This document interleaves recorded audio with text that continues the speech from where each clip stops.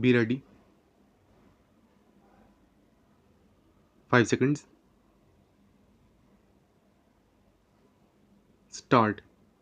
If the plea, as advanced by the learned counsel, has to be agreed to, then it shall mean that between May 15th, 2015 and July 2017, the respondent, after taking or seeking the benefit of the petitioner's experience in building the hotel just before the start of operation of the hotel, could have terminated the agreement, leaving the petitioner in lurch or high and dry to its prejudice. In fact, the stipulation was in the interest of the petitioner against such termination.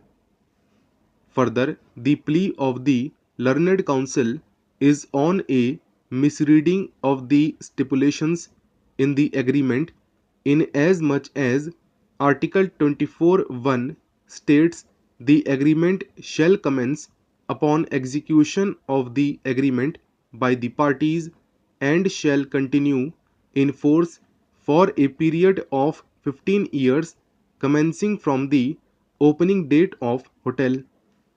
Similarly, Article 24(3) clearly state the first 5 years of the terms of contract starting from the effective date shall be considered as a lock-in period. On a reading of both clauses, the position emerges: 1. The agreement shall commence upon its execution by the parties. 2. The first 5 years of the terms of contract starting from the effective date shall be considered as a lock-in period. 3. The 15 years shall commence from the opening date, that is, commencement of operation of hotel, July 2017, and 4th, the first renewal of 10 years shall be after the term of 15 years from opening date. Learned counsel is right in stating that the interpretation sought to be given by Mr. Dutt is contrary to the express terms of the agreement. It is prima facie clear that the lock-in period of 5 years had commenced on May 15th, 2015, and the notice being of July 28th, 2020, which is after the lock-in period of 5 years, the same is proper.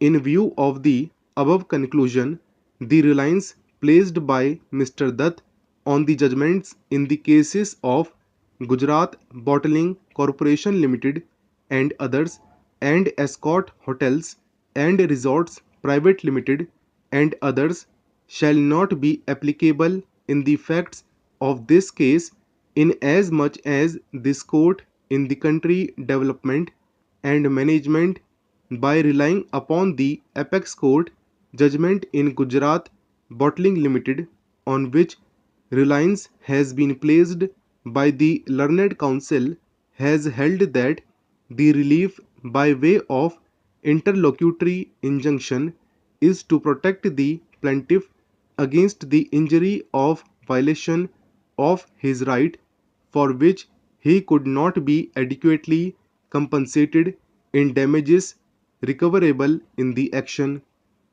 The need for such protection has, however, to be weighed against the corresponding need of the defendant to be protected against injury resulting from his having been prevented from exercising his own legal rights, for which he could not be adequately compensated. Whereas in the case in hand, there is no stipulation that the agreement cannot be terminated even after lock-in period. In other words, it is determinable contract. That apart, the justification of the respondent is by relying on the stipulation of underperformance of the petitioner for 3 years. Whether there was underperformance, who was responsible for the same, cannot be decided in these proceedings but to be decided by the arbitrator, and the petitioner can be adequately compensated in damages if it succeed before the arbitrator. It is not the case of the petitioner that damages shall not adequately compensate it. Prima facie, the action of the respondent cannot be faulted. Learned counsel has rightly relied on the judgments in Royal Orchard Hotels Limited and Marriott International Incorporates and others, wherein the court has held that in view of section 14(1) of the amended act of the Specific Relief Act, the contract under the following category cannot be specifically enforced. The reliance placed by Mr. Dutt on the judgment of this court in Escort Hotels and Resorts Private Limited and others is misplaced, as it is not applicable to the facts of this case, inasmuch as in the said case the appeal filed before this court was against an interim order passed by the learned arbitrator directing the parties to maintain status quo with respect to licensed area.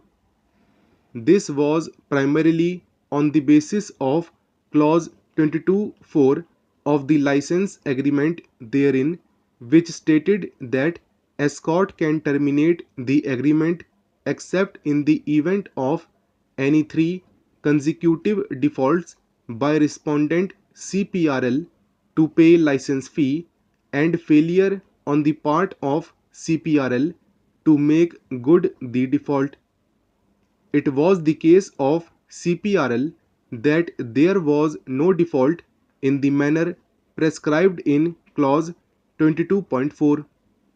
This plea was accepted and the status quo order was not interfered with.